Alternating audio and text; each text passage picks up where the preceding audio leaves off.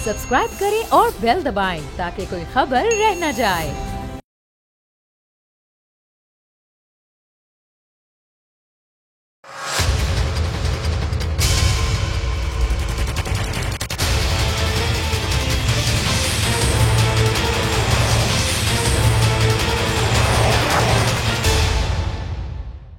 अस्सलाम वालेकुम, आप देख रहे हैं प्रोग्राम बस बहुत हो गया। मैं हूं अरबाब जहांगीर। तहरीक इंसाफ की वफाकी हुकूमत ने पार्लियामेंट के मुश्तरका इजलास में 33 बिल्स पास करवाए, जिसमें एक बिल भारतीय जासूस कुलभूषण यादव को अपील का हक देने के हवाले से था।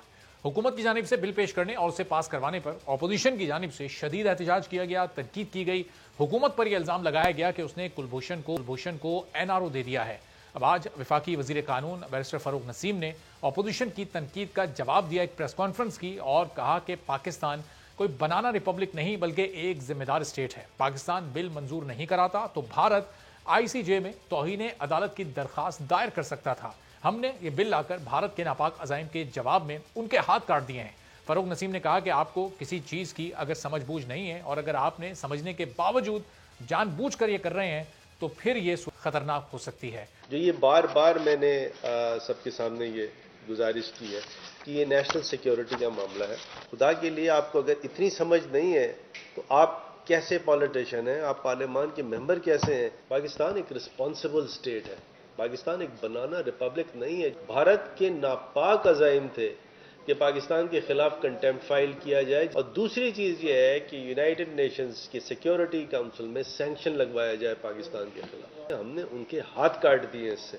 अब कल attorney general of Pakistan Khalid Javed ने भी हुकूमत की जानिब से पेश किए गए बिल पर अपोजिशन को एक इन कैमरा ब्रीफिंग दी थी। अटॉर्नी जनरल ने बताया था कि मौजूदा बिल कुलभूषण के लिए नहीं है बल्कि ये बिल आइंदा भी किसी भी जासूस या मुतल्लिका केस में लागू होगा।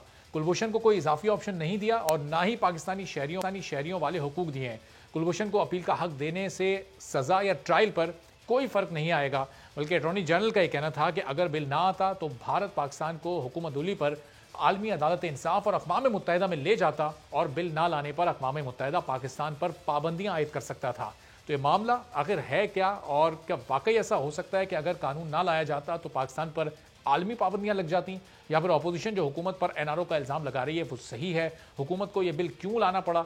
इसकी वजह यह कि 17 जुलाई 2019 को आलमी अदालत इंसाफ ने कुलभूषण की रिहाई और भारत वापसी की भारतीय दरखास्त मुस्तरद कर दी थी और मौक़िफ़ अपनाया था कि कुलभूषण यादव को सुनाई जाने वाली सज़ा को वियना कन्वेंशन के आर्टिकल 36 की खिलाफ वर्जी तस्वुर नहीं किया जा सकता, जबकि कुलभूषण की पाकिस्तान की फौजी अदालत से सज़ा ख़त्म करने की भारतीय दरखास्त को भी रद्द किया गया।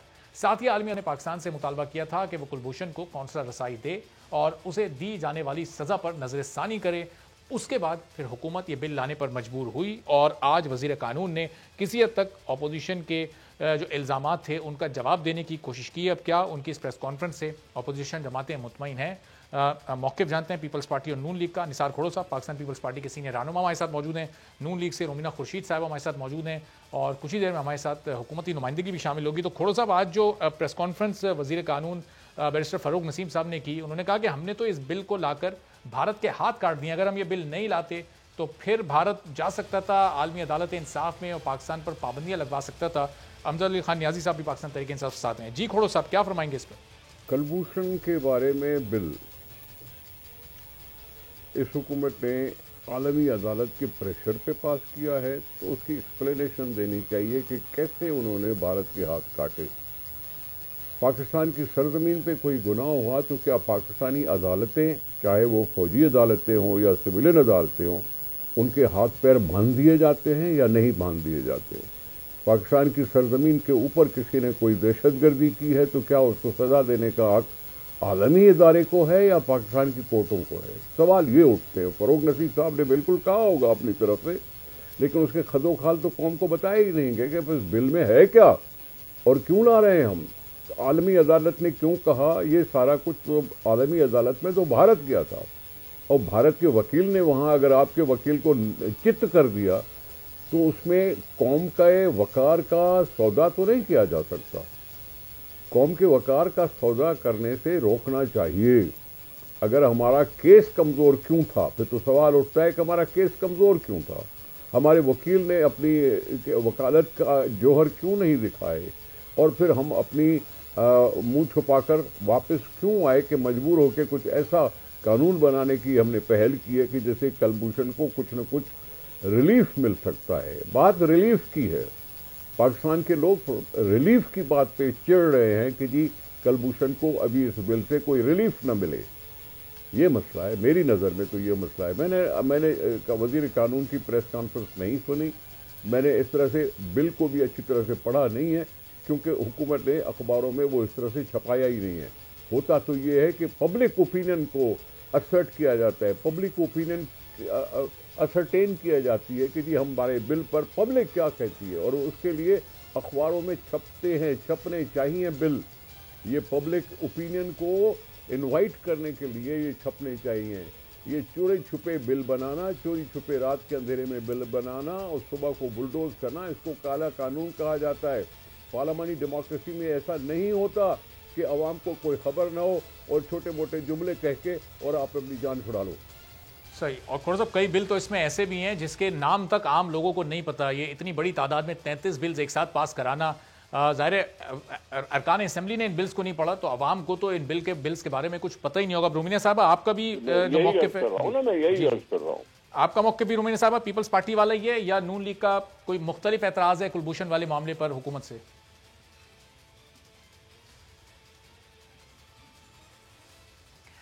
बिस्मिल्लाहिर्रहमानिर्रहीम। बहुत शुक्रिया जी अपने प्रोग्राम में दावत देने का। सबसे पहले तो जो फ़ारूक नसीम साहब ने गुफ्तगू की और उन्होंने कहा कि ऑपोजिशन की जमातों को कोई समझ बूझ नहीं है और इनको कुछ पता नहीं है, तो मेरे ख्याल में उनको अपने दिमाग की भी दुरुस्तगी कर लेनी चाहिए कि जहाँ से वो कहीं से इल्म सीख के आए हैं, ऐसा कतई नहीं है। क्योंकि ये वही तमाम जमातें हैं जिन्होंने बड़े बड़े कानून भी बनाए, बहुत बहुत काम भी किए हैं, और मेरे ख्याल में हमारी ही जमातों में से, पीपल्स पार्टी और PMLN की जमातों में से कितने जो लोग हैं निकले हुए या वो उन्होंने अपने पास रखे हुए और ख़ुद भी शायद काफ़ी लोगों का ये हिस्सा रहे ही हैं।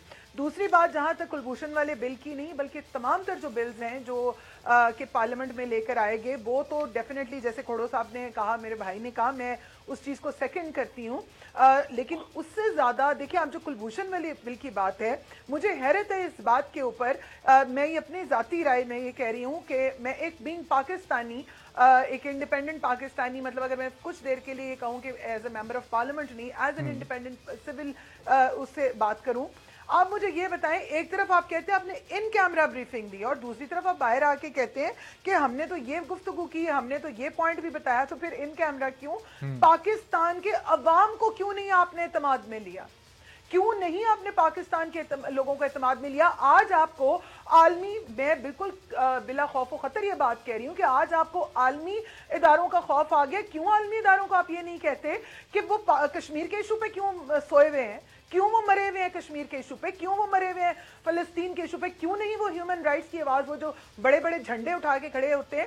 यहाँ पर एक अकेला कुलभूषण सब पे कश्मीर से भी ज्यादा अहमियत रखता है। सो मैं तो चूंकि उस लीडरशिप से, मेरा उस जमात से ताल्लुक है जिन्होंने जब हम लोगों ने एटम बम चलाए थे तो बड़े बड़े लोगों का प्रेशर नहीं लिया था, तो हम लोग तो मैं नहीं समझती प्रेशर लेते हैं, लेकिन यहाँ पर बात मुल्क की सालमियत। सही। एक अकेले कुलभूषण को पाबंदियां लगाई जा रही हैं, ऐसे तो फिर बहुत कुछ है दूसरी जगहों पे भी जिनको कंसिडर किया जा रहा है। अगर फॉर अ सेकंड हम ये सोच भी लें कि हमने इतनी बड़ी बड़ी बातों को लॉजिकली करने के लिए किया, तो why didn't you took the opposition into the confidence? आप बातें बड़ी, देखिए मैं माजरत के साथ यहाँ पर एक बात कहना चाहती हूँ, और क्योंकि अवाम को भी पता है और ये चीजें on the floor of the house पर भी हुई हैं। लीडर ऑफ द ऑपोजिशन ने कहा, बिलावल भुट्टो साहब ने अपनी तकरीर में कहा, असद साहब जो हैं उन्होंने अपनी तकरीर में कहा कि कहां आप लोग लेके बैठते हैं। आप देखें कि गुज़िश्ता दौर में वो चले आगे बात हो जाती है, लेकिन जैसे अगर इलेक्शन रिफॉर्म्स की बात की जाए तो गुज़िश्ता पार्लियामेंट में या लास्ट टर्म के अंदर तमाम तर जमातें जो हैं, बिल्कुल रुमीना साहब, ये जो इलेक्शन इस्लाहात हैं, जो ईवीएम वाला मामला है, वो तो ज़ाहिर है उस पूरे दिन सबसे ज्यादा मुतनाज़ बिल था। ये उस पर तो जरा सा आगे चलकर हम बड़ी डिटेल से बात भी करते हैं। पहले अमजद खान न्याजी साहब से जरा इस मामले से मुताल्लिक जरा जवाब ले लें। तो अमजद साहब, आप अगर भारत के हाथ काटने ही जा रहे थे, फरूक नसीम साहब की बात को अगर तस्लीम कर भी लिया जाए, तो फिर तो पूरी कौम को, चले कौम को नहीं, कम से कम अपोजिशन जमातों को तो एतमाद में ले लेते। भारत के हाथ काटने से तो आपको अपोजिशन की कोई जमात नहीं रोकती। ईवीएम पर इनका इख्तिलाफ हो सकता था, ओवरसीज पाकिस्तानीज के मामले पर ये एतराज़ कर सकते थे, लेकिन भारत के खिलाफ कुलभूषण से मुताल्लिक जब आप बिल लाने जा रहे थे, कम से कम अपोजिशन को तो एतमाद में लेते। बिस्मिल्लाहिर्रहमानिर्रहीम। अरबाब, मुझे एक बात समझ नहीं आती कि अपोजिशन हर बात के ऊपर सिर्फ पॉइंट स्कोरिंग के चक्कर में रहती है और हकायक से रूगर्दानी करती है। ये जब कुलभूषण पकड़ा गया था तो मियां साहब के मुंह से एक लफ्ज नहीं फूटा था और आज भी नहीं फूटा, ठीक है ना। उसके बाद इन्होंने वहां पे जो आलिमी अदालत में गए तो इनकी बहुत सारी स्टेटमेंट जो मियां साहब की है ना, वो रिकॉर्ड का हिस्सा भी है और ये आपके इल्म में भी है, ठीक है नहीं। बात ये है कि हुब्बुल वतनी के आज सर्टिफिकेट बांटने वाले खुद अपने बारे में पहले तहैया कर लेना कि वो कहाँ खड़े हैं और कहाँ स्टैंड कर।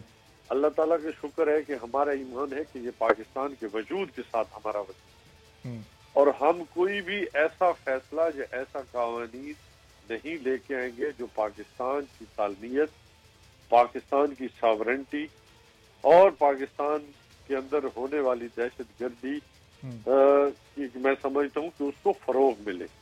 इस जो कवानीन को स्पेसिफिक भी नहीं है, ये इसलिए लाया गया है कि आपके सामने एक मसला आया, एक आलमी अदालत ने एक फैसला दिया और उसके फैसले के नतीजे में आपने इंसाफ के तकाजों को पूरा करना था और करना है।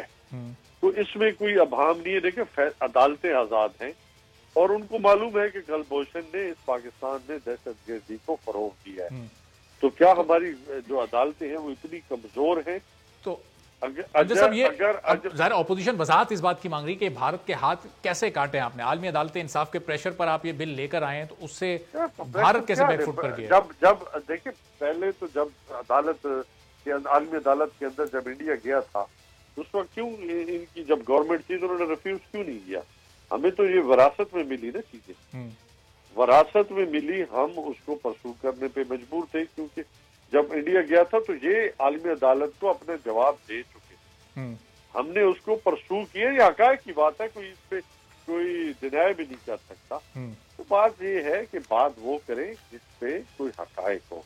हकायक की मुनाफी बातें करना, सियासत अगर करनी है तो सियासत करें ना, सियासत के मकासद के लिए आप बातों को ट्विस्ट करें, बैठ के टीवी पे जो है कौम का भी वक्त जाया ना करें और कोई काम की बातें करें, कोई लॉजिकल हो जिसमें अल्लाह का शुक्र, मैं नहीं कहता कि इनमें कोई हुब्बुल वतनी की कमी है।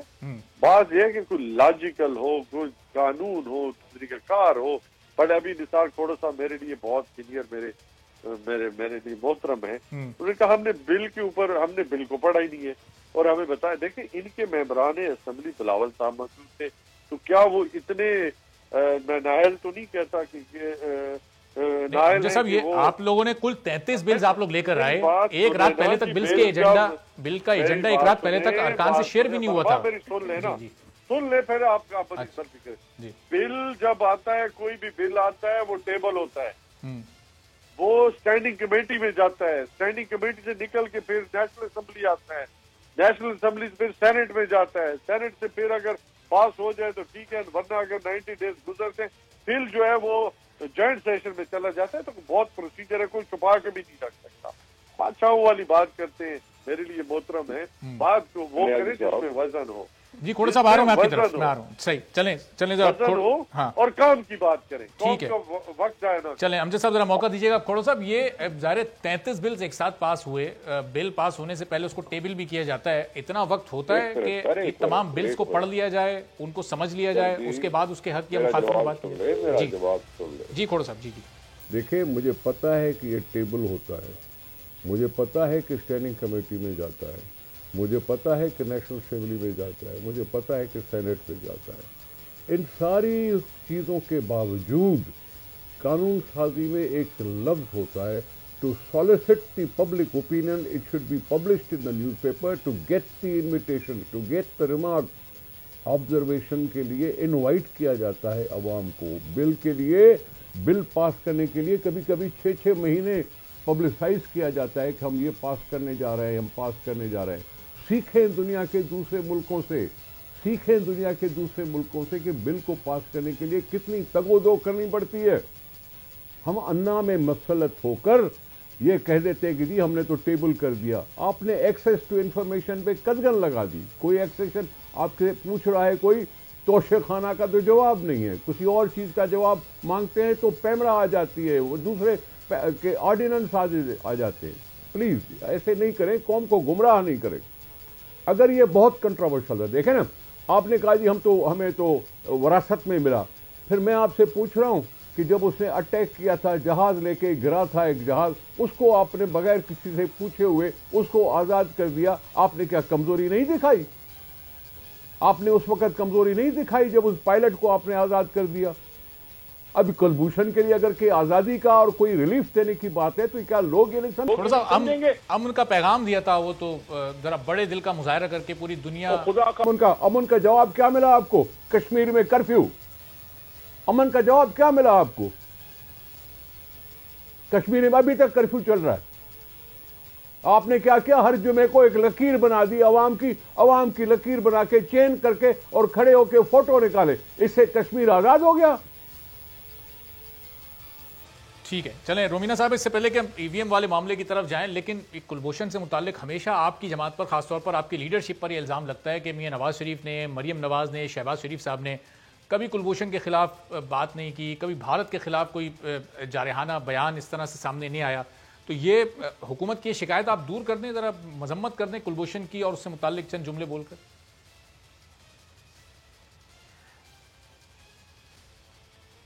मेरी बात सुने। पहली बात तो ये है कि ये जहाँ तक न्याजी साहब गुफ्तगू कर रहे थे और हमें कह रहे हैं कि अवाम का वक्त ना ज़ाया करें और हम ये ना करें, और हिब्बुल वतनी की पहले उन्होंने बात की, फिर उन्होंने कहा उनको हमारी हिब्बुल वतनी पे शक नहीं है। चले मैं बड़ी मशकूर हूँ कि इनको लगा कि शक नहीं है। वैसे कभी कभी लगता है कि इन लोगों को बहुत शक है और लगता है कि शायद इनके पास they do have that sort of a thermometer जिससे ये पता चल सकता है कि इनकी हुब्बुल वतनी हमारी कितनी कम ज्यादा है। But anyways coming to the point और लॉजिक की बात है। देखिए, आप बात करते हैं कि आप हमें, और बल्कि खोड़ो साहब तो हम दोनों से ज्यादा सीनियर पार्लियामेंटेरियन हैं और उनको बखूबी अंदाजा, और ये खुद भी न्याजी साहब भी पार्लियामेंट का ये दूसरी दफा हिस्सा है और मैं भी, हम सबको पता है कि बिल जब आता है, मैं भी कई बिल लेकर आई हूँ और न्याजी साहब तो खुद भी बिल लाते हैं, लेकिन बिल को पास करा लेना for the sake of the bill मकसद नहीं होता। जब आप कोई बिल इस मुल्क और कौम के लिए लेकर आ रहे हैं, जो कि ये आज और कल नहीं रह जाना, हम आज और कल पता नहीं होंगे या नहीं होंगे, लेकिन हमारी नस्लों ने तो आगे चलना है ना। The people of the Pakistan should know what's going on. हम तो गलत थे, चले आप हर बात का इल्जाम हम पर लगा लेते हैं। हम ही कुलभूषण को पकड़ के अंदर किया, कोई बयान नहीं आया। मुझे बताएं, आपके कितने को बयान आ गए? आपने क्या किया? अमन के पैगाम की आप बात करते हैं। कश्मीर में कौन सा अमन है? वहां पे जुम्मे के दिन को मना लेना, और अब तो जुम्मे का दिन भी आप भूल गए। अब तो वो, क्योंकि हर वादा जो है वो वादा बर्वादा होता है, फिर वो वादा कहाँ जाता है? वो हवा हो जाता है, क्योंकि वो कहते हैं ना, वो वादा ही क्या जो वफा हो जाए। तो हुकूमत जो है वो यू टर्न पे चलती है। रुबीना साहब, प्राइम मिनिस्टर खुद को कश्मीर का सफीर कहते हैं और वक्त आप जाया कर रहे हैं। जिस बैनुल अक़वामी फोरम पर जाते हैं, आवाज उठाते हैं कश्मीर के मामले में जी, जिस बैनुल अक़वामी फोरम पर इमरान खान साहब जाते हैं, वहां गुफ्तगू करते हैं मसले कश्मीर। आवाज उठा देना बात नहीं होती, एक्शन भी जरूरी होते हैं। आई एम सॉरी टू से देखिए प्लीज मुझे 2 मिनट जो भी हैं बोलने दीजिएगा, फिर क्योंकि ज़ाहिर आगे भी बात करनी है। बात यह है कि सिर्फ आवाज उठा लेना बात नहीं, वेयर आर योर एक्शंस? आपने क्या एक्शन ऐसे लिए हैं? आप हम पे तो उंगलियां उठा लेते हैं, हमें हर चीज विरासत में मिली, हर चीज विरासत। वो 3 साल हो गए बाबा, उस 3 साल में आपकी विरासत ही नहीं खत्म हुई। पहले 100 दिन में फर्क आना था, फिर 2 साल में फर्क आना था, फिर अब तो 3 साढ़े 3 साल गुजर रहे हैं। तो अब तो काम, अब क्या करना है आपने bill pass 33 bill, this is insane man. Like आप वहां पर देखें, आप वहां पर ब्रीफ भी नहीं करते हैं जॉइंट हाउस को। हमें भी पता है कि बिल पहले ले होता है, फिर स्टैंडिंग कमेटी में जाता है, फिर उसके बाद सेनेट में जाता है, नहीं मंजूर होता तो आप उसको बुलडोज कर लेते हैं। And these things are on the record. अगर ये रिकॉर्ड की बात करें तो as being a parliamentarian I am putting this thing on the record too, कि आप हर रोज, हम लोग कितना, आपका तो कोरम ही नहीं पूरा होता। How much serious you are taking the business of the house? बिल्कुल, और इन 33 बिल्स में जो सबसे मुतनाज़े बिल था रुबीना साहिबा, वो ज़ाहिर इंतखाबी इस्लाहात से मुतालिक बिल था। और इंतखाबी इस्लाहात से मुतालिक बिल पर ऑपोजिशन को ऑन बोर्ड नहीं लिया गया। जब पहली बार मुश्तरका इजलास मौखर किया गया अमजद अली खान न्याजी साहब, तो आपने ये वजाहत दी थी, ये वजह सामने आई थी कि ऑपोजिशन से बात करनी है। अब तो ये बिल पास भी करवा लिया, ये पास करवाने के बाद भी ऑपोजिशन से बात करेंगे या नहीं करेंगे? ऑपोजिशन तो अदालत जाने का सोच रही है इस बिल पर। अब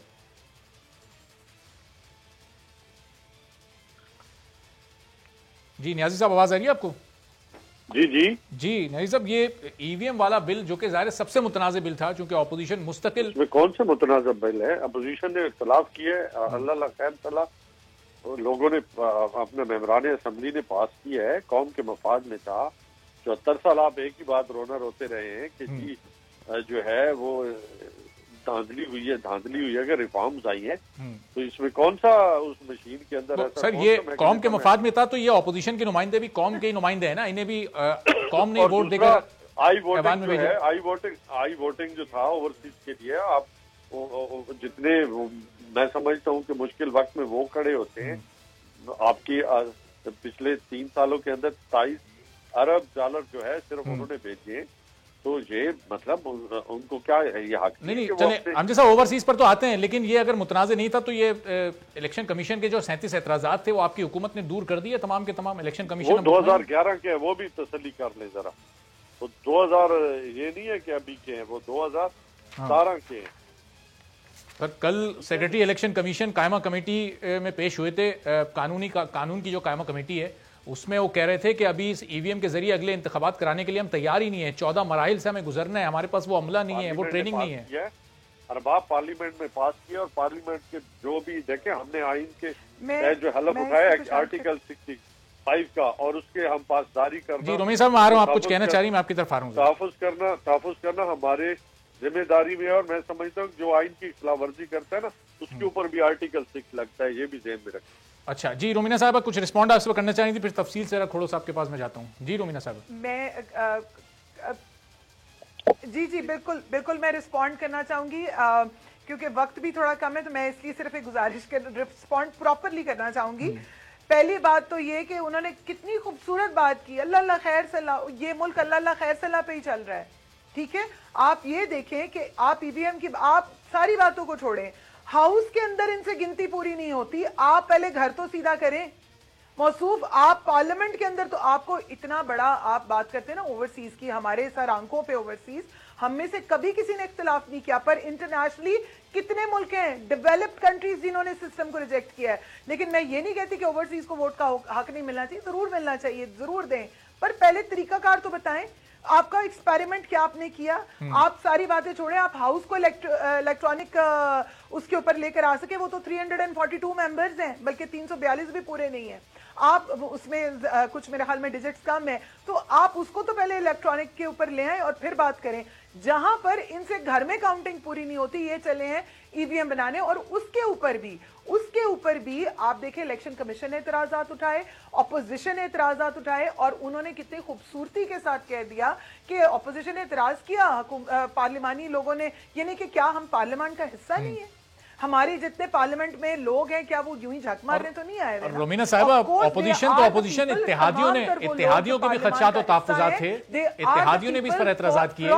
इलेक्शन कमीशन के 37 एतराजात थे, 3 दर्जन से ज्यादा एतराजात इलेक्शन कमीशन ने इस पर किए। आप मुझे ये बताएं कि इसके ऊपर आपने क्या काम किया आपने अभी तक? तो खोड़ो साहब, अब इस पूरी सूरत हाल पर जाहिर है अदालत तो आप लोग जा रहे हैं, अदालत जाएंगे, अब वहां से अदालत का दरवाजा खटखटाएंगे, कहीं कोई मुज़ाकरात की फिजा कायम होती है, या हुकूमत पर आप कोई ऐसा प्रेशर नहीं डाल रहे कि हुकूमत आपके साथ बैठकर कुछ बात करे इस मामले? जनाब आली, बात सुने, ये इलेक्शन कमीशन की जिम्मेदारी है कि वो आज़ाद, शफाफ और ये सारा इलेक्शन कराए। ये इलेक्शन कमीशन की जिम्मेदारी है, जिसके लिए इलेक्शन कमिश्नर मुनक़द किया गया। चीफ इलेक्शन कमिश्नर 5 साल का मुद्दा उनको दे दिया, उनको सिक्योरिटी दे दी कि जी 5 साल आपको कोई नहीं तंग करेगा। ये डिमांड अगर आनी थी तो इलेक्शन कमीशन की तरफ से आनी चाहिए थी, नहीं तो ये उनकी आज़ादी पर हमला है, ये इलेक्शन कमीशन के उस कारकर्दगी पर हमला है। आपको किसने कहा? ये जो लॉ एनफोर्सिंग एजेंसीज होती हैं, उसको किसने, उनका काम सिर्फ होता है कि पोलिंग स्टेशन के बाहर खड़े हो तो कोई हंगामा ना हो। आपने तो बूथ के अंदर भी खड़े कर दिए।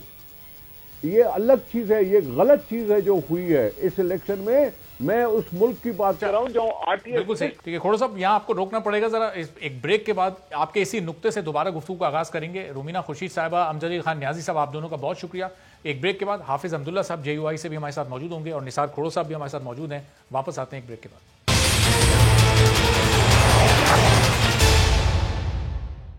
प्रोग्राम में एक बार फिर आपको खुशामदीद कहते हैं और ज़ाहिर इंतखाबी इस्लाहात का बिल जो हुकूमत ने पास करवाया उस पर इलेक्शन कमीशन के एतराज़ात अपनी जगह पर मौजूद हैं। अपोजिशन जमातें उस पर बहुत खुलकर तनकीद कर रही हैं और अब इसको कानूनी तौर पर चैलेंज करने की बातें की जा रही हैं।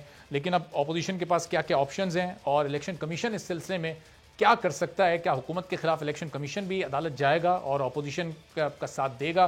तो खोड़ो साहब, अब अपोजिशन जमातों के पास इस सिलसिले में क्या क्या ऑप्शंस हैं सियासी तौर पर, कानूनी तौर पर, और ज़ाहिर इलेक्शन कमीशन की जिम्मेदारी है इलेक्शन करवाना। तो क्या अब इलेक्शन कमीशन हुकूमत के खिलाफ अदालत जाए? चूंकि एतराज़ात तो दूर नहीं किए हुकूमत ने इलेक्शन कमीशन के। अगर वो आज़ाद होती तो ये करती, अगर उसको वजीर धमकी नहीं देते तो ये करती, अगर वजीर पेश होने से भाग जाते तो ये नहीं। खोड़ो साहब, धमकी देने वाले वजीरों को तो इलेक्शन कमीशन ने शो कॉज नोटिस दे दिया था और फिर माफी मांगी है वजीरों ने। अब बाबा अभी तक सवाती साहब तो नहीं गए ना, फवाद चौधरी साहब तो माफी मांग के आ गए, सवाती साहब तो गए नहीं।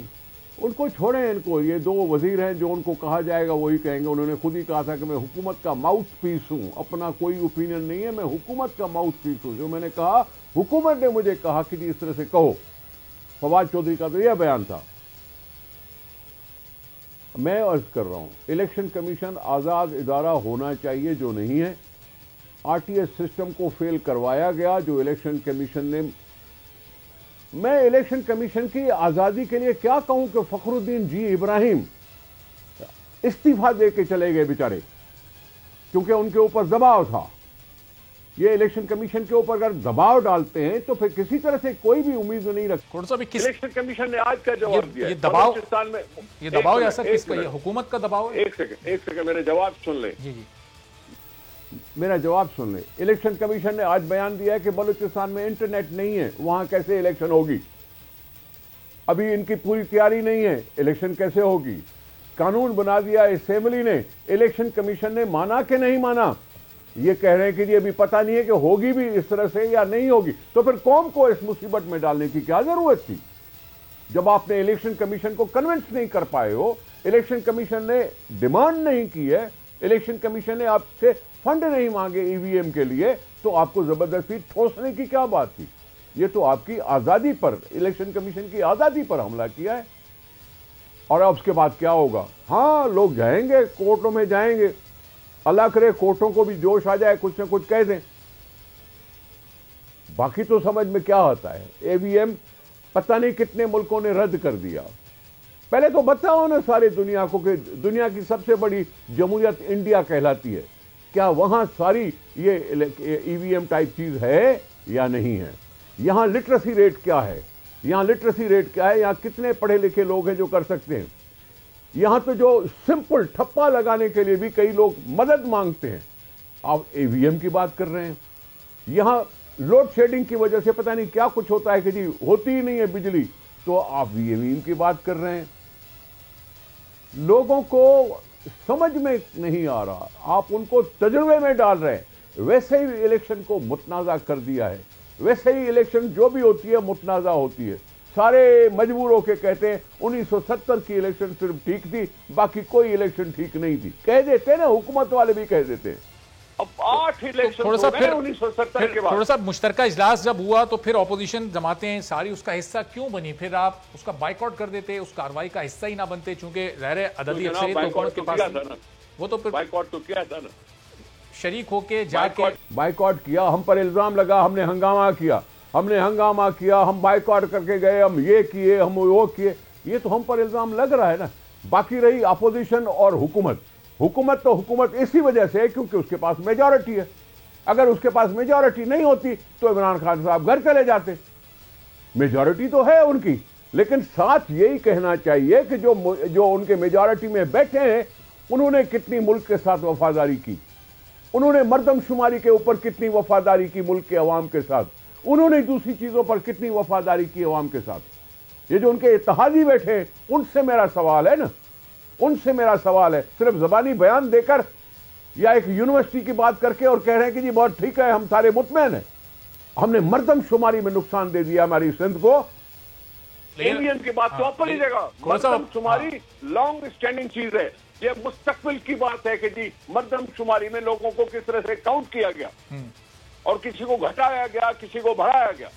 सही, ठीक है, चलें खोड़ साहब तो जी, कल की बात है जो कल की नुकसान खाएगी। ठीक है, चलें आपको पॉइंट खोड़ साहब आ गया। JUI के सीनियर रहनुमा हाफिज हमदुल्ला साहब जो PDM के तर्जुमान भी हुए हमारे साथ मौजूद हैं।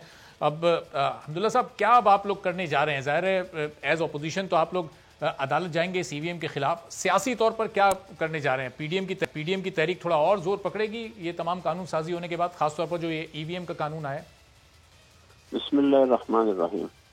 देखिए, PDM ऑलरेडी पहले भी फैसला कर चुकी है, बार बार अपने इजलासों में, सरबराही इजलास में PDM की मरकजी आमिला जिसको आप CAC कह सकते हैं, उसमें स्टीयरिंग कमेटी में और प्रेस ब्रीफिंग के जरिए बार बार ऐलान कर चुके हैं। लेकिन रिसेंटली जब हुकूमत ने जॉइंट सेशन के जरिए जो एक बार 11 नवंबर को मुलतवी किया गया, अपने इत्तेहादियों ने वोट देने से और हिमायत करने से इनकार किया, फिर रातों रात उन पर क्या दबाव, क्या प्रेशर और कहां से आया, तो उनको मजबूर करके फिर 17 नवंबर को बुध को फिर इजलास तलब किया गया जॉइंट सेशन।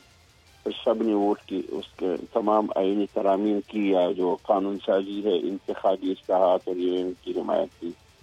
लिहाजा कानून साजी को हम पाकिस्तान की पार्लियामेंट की तारीख में एक सियाह तरीन कानून साजी समझते हैं। और दूसरी बात यह है कि आप खुद अंदाजा लगाइए कि इलेक्शन कमीशन ने इन इस्लाहात पर और EVM पर बिलखुसूस 37 इतराज़ात उठाए, जिनमें से 14 गैर आईनी और गैर कानूनी हवाले से था कि यह गैर आईनी और गैर कानूनी अमल है। मगर हुकूमत ने उस इलेक्शन कमीशन के सवालात के जवाबात भी नहीं दिए, बल्कि उल्टा वज़रा ने इलेक्शन कमीशन को गालियां दी, धमकियां दी और आज वो पेशियां भुगत रहे हैं। आपको मालूम है तो वफाकी वज़रा, तो अब आप बताइए, एक ने तो माफी मांग ली, एक की माफी शायद कुछ दिनों में आ ही जाएगी अनकरीब। देखिए, ये तुखते भी है और चाटते भी है। इसीलिए मैं कहता हूँ कि ये तहरीक इंसाफ पार्टी नहीं है, ये तुख चाट पार्टी है। तो इस दिन को शर्म नहीं आती, ये तुखते भी है, गालियां भी देते हैं, फिर माफी। लेकिन हाफिज साहब, आप हुकूमत की इत्तेहादी जमातों के किरदार पर सवाल उठा रहे हैं। मौलाना साहब ने भी 2 रोज पहले गुफ्तगू की थी और कहा था इन पर कोई दबाव डालकर इनको राजी किया गया है। उन्होंने तो सिर्फ अपना सियासी फायदा लिया है। MQM ने अपने कुछ बिल्स, कुछ मुतालबात हुकूमत के सामने रखे, हुकूमत ने उसको मान लिया, उनका भी काम हो गया और हुकूमत का भी काम हो गया। तो फिर ये दबाव वाली बात क्यों है? देखिए ना, मैं आपको कह रहा हूँ कि अगर फर्ज करे दबाव वाली बात नहीं है तो फिर ये 17 नवंबर को क्यों, 19 नवंबर के बाद फिर क्यों सेशन नहीं होना? 19 नवंबर के बाद जॉइंट सेशन नहीं हो सकता? 19 नवंबर के बाद क्यों नहीं तलब किया गया जॉइंट सेशन? ये 19 नवंबर से पहले क्यों तलब किया गया? देखिए, ये बहुत सी बातें हैं, आप भी बाखबर शख्स है। इत्तेहादी मान गए थे ना, जाहिर है हुकूमत ये बोलेगी कि इत्तेहादी मान गए थे, ऑन बोर्ड थे, नाराज अरकान को मना लिया था, इसलिए उन्होंने 17 को रख लिया। 19 के बाद भी लिया था, जैसे कि डॉक्टर आमिर लियाकत ने कहा कि मैं खुद नहीं आया हूँ, मुझे लाया गया है, जो लाने वाले हैं, जो हमेशा करते हैं, तो सही है ना।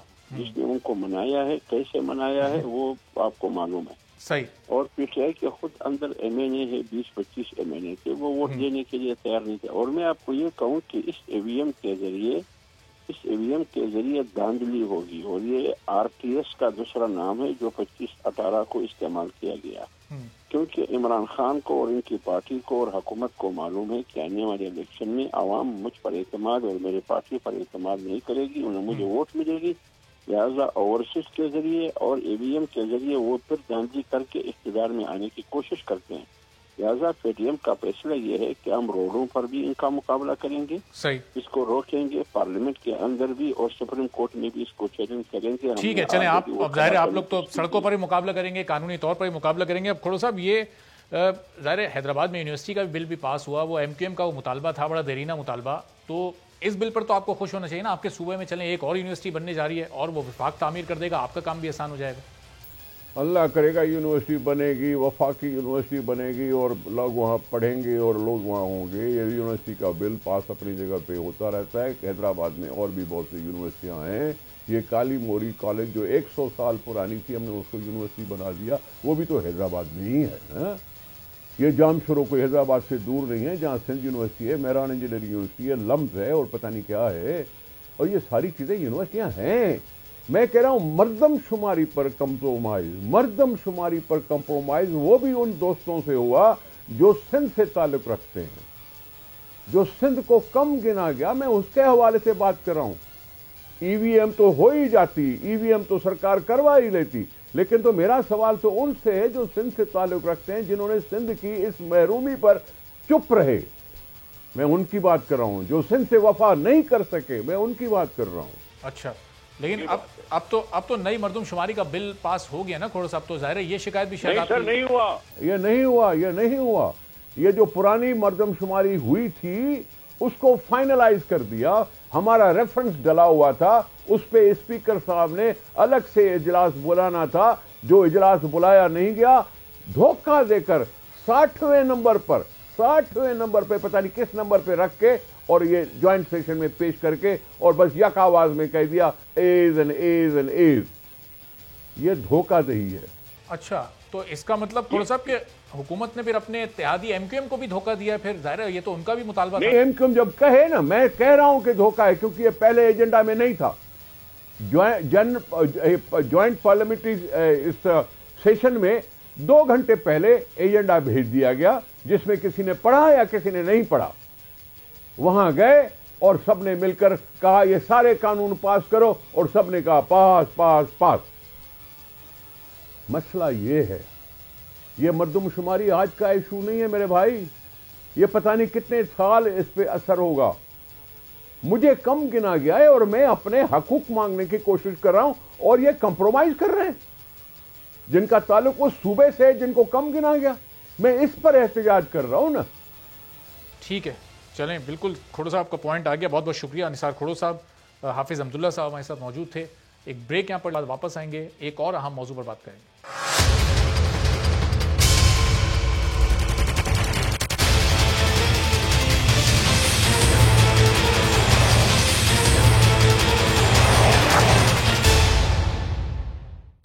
प्रोग्राम में एक बार फिर आपको खुशामदीद कहते हैं। और अपने क़याम से अब तक स्टेट बैंक का मुल्की मईशत में बड़ा कलीदी किरदार रहा है, और तमाम तर मुल्की ख़जाने, चाहे वो सोने की सूरत में हो या फिर ज़र मुबादला के ज़खायर हो, करेंसी नोट हो, सिक्के हो या फिर प्राइस बॉन्ड्स हो, ये सब के सब स्टेट बैंक की मिल्कियत में रहते हैं। स्टेट बैंक के कवायद में तब्दीली के हवाले से जो भी कानूनी मुसव्विदा तैयार किया जाता है, उसे स्टेट बैंक पहले आवाम और स्टेक होल्डर्स की राय के लिए न सिर्फ अपनी वेबसाइट पर सामने लाता है, बल्कि इसका एलामिया भी जारी किया जाता है। लेकिन शायद अब यह सब कुछ तब्दील होने जा रहा है। रवां साल मार्च में वफाकी काबीना ने स्टेट बैंक ऑफ पाकिस्तान तरमीमी बिल मंजूर किया, लेकिन कानूनी मुसव्विदे को अभी तक अवाम के सामने पेश नहीं किया गया। इस मुसव्विदे के हवाले से खबरें कुछ यूं सामने आई थीं कि इस कानून के जरिए स्टेट बैंक की खुद मुख्तारी की हुदूद में तोसी की जा रही है, और अब स्टेट बैंक सिर्फ शरह सूद का तयन ही नहीं करेगा, बल्कि बैनुल अक़वामी मालियाती इदारों से मुआहदे भी कर सकेगा। वजारत खजाना को स्टेट बैंक की पॉलिसियों पर कोई कंट्रोल नहीं होगा। इस कानून के तहत स्टेट बैंक के गवर्नर्स के तकर्रुर का हतमी फैसला अब वजीर आजम की सिफारिश पर सदर नहीं करेंगे, बल्कि बैंक का बोर्ड ऑफ गवर्नर्स करेगा। और स्टेट बैंक के गवर्नर की मियाद को भी 3 साल से बढ़ाकर 5 साल कर दिया जाएगा।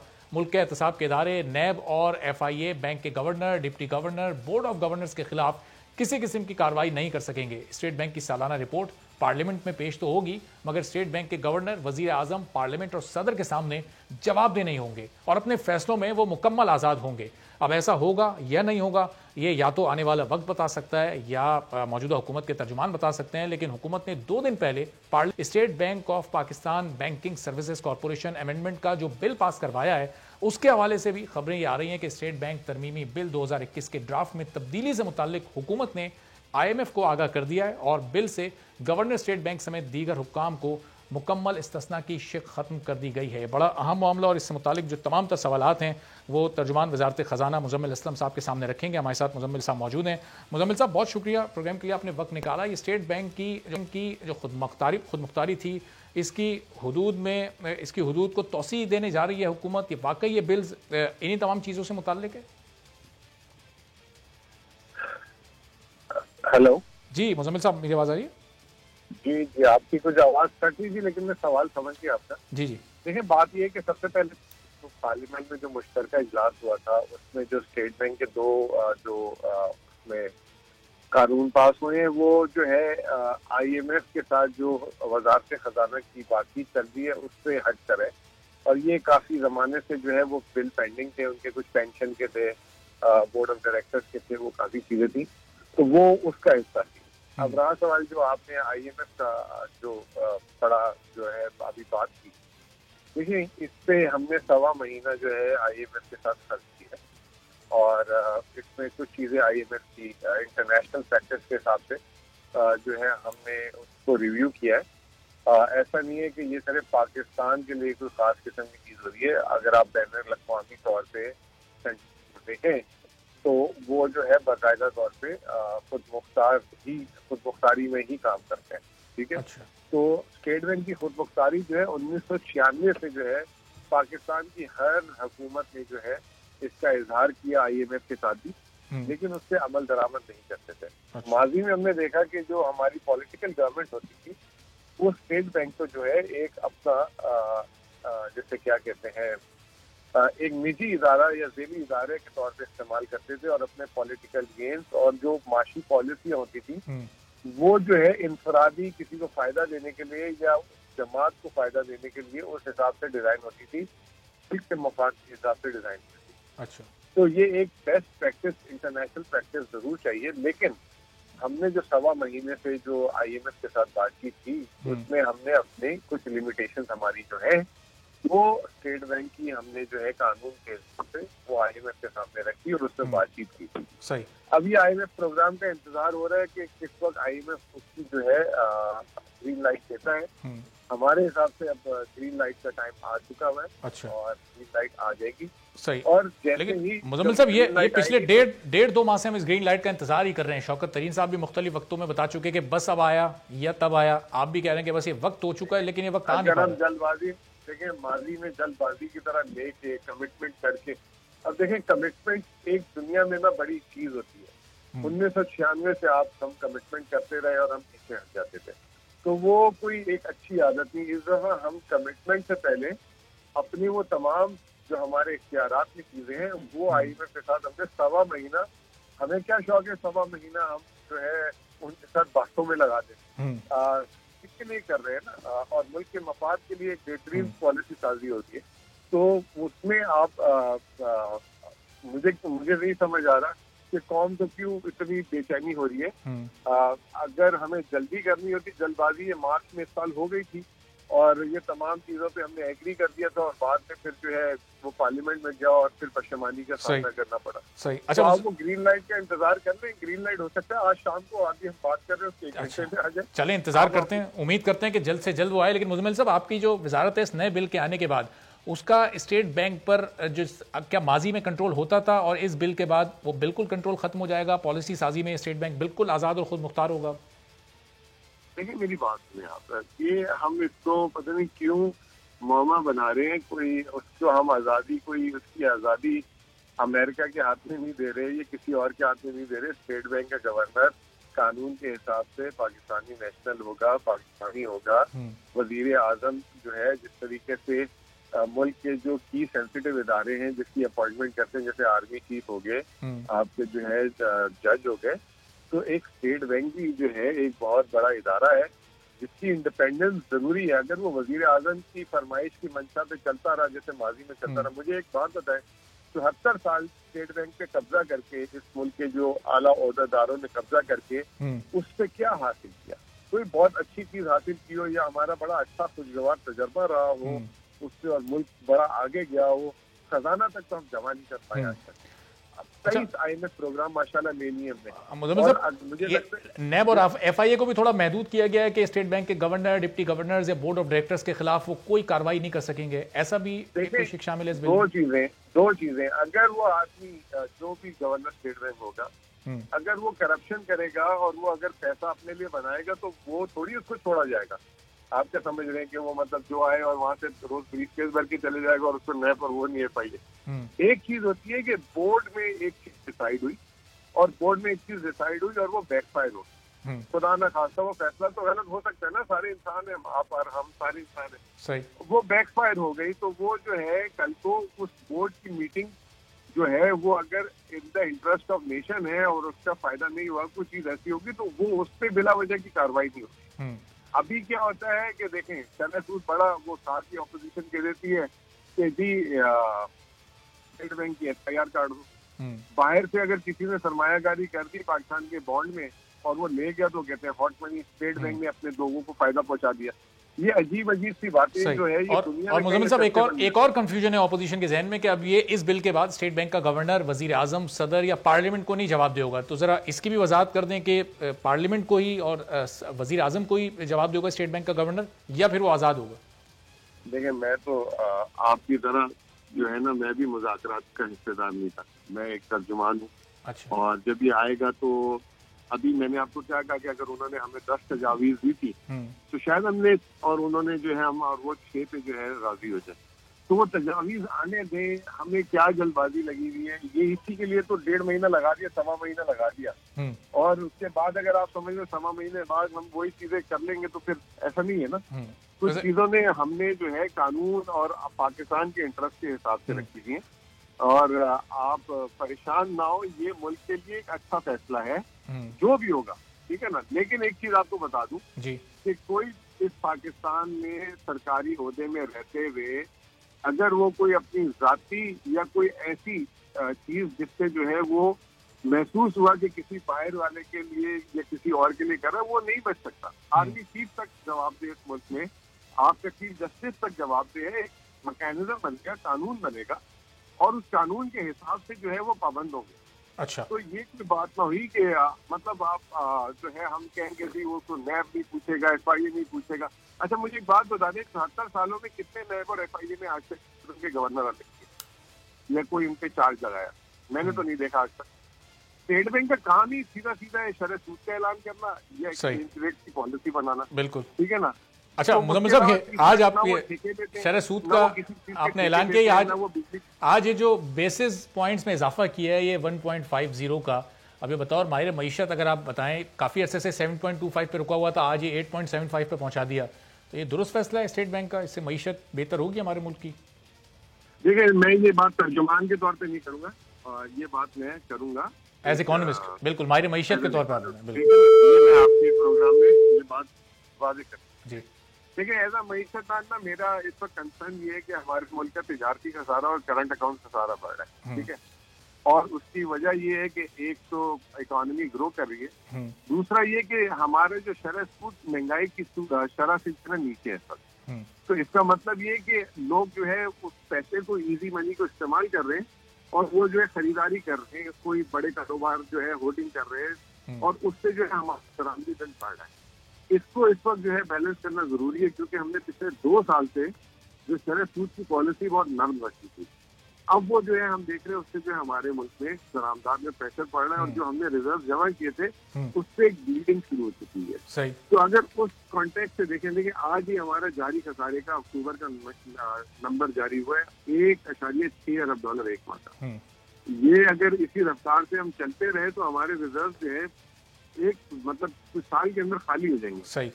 तो हमें जो है उसमें जो गैर जरूरी जो कर्जे की बुनियाद पे ऑटो सेल्स का नंबर आ रहा है, 346 अरब पे गाड़ियों की जो है ऑटो फाइनेंसिंग चली गई है। सही। तो लोग जो है वो सस्ता पैसा की अवेलेबिलिटी का फायदा उठा रहे हैं। इसी तरीके से कारोबारी हजरात जो है वो जो कमोडिटी की प्राइसेस कमोडिटीज को। मुज़म्मिल साहब, ये तो आपने एज इकोनॉमिस्ट ज़ाहिर बता दिया, अगर इसी सवाल का जवाब आप तर्जुमान की हैसियत से देते तो आपका आर्गुमेंट कुछ डिफरेंट होता? देखिए, मैं अगर तर्जुमान की हैसियत से देता तो मैं ये कहता कि हुकूमत पाकिस्तान जो है की जो लागत है, जो हमारा मजमूई कर्जा है जो रुपयों में, उसकी लागत जो है वो डेट सर्विसिंग बढ़ जाएगी, तो वो हमारा वहाँ से बजट आउट होगा। अच्छा, इसके अलावा तो और कोई बात नहीं, क्योंकि हम खुद भी बाहर है ना इसके। बहुत बहुत शुक्रिया। कर्जे पे सूद अदा करना। सही, बहुत शुक्रिया मुज़म्मिल हसन साहब, तर्जुमान वज़ारत ख़ज़ाना मौजूद थे। आज के प्रोग्राम से इजाज़त दीजिए, अल्लाह।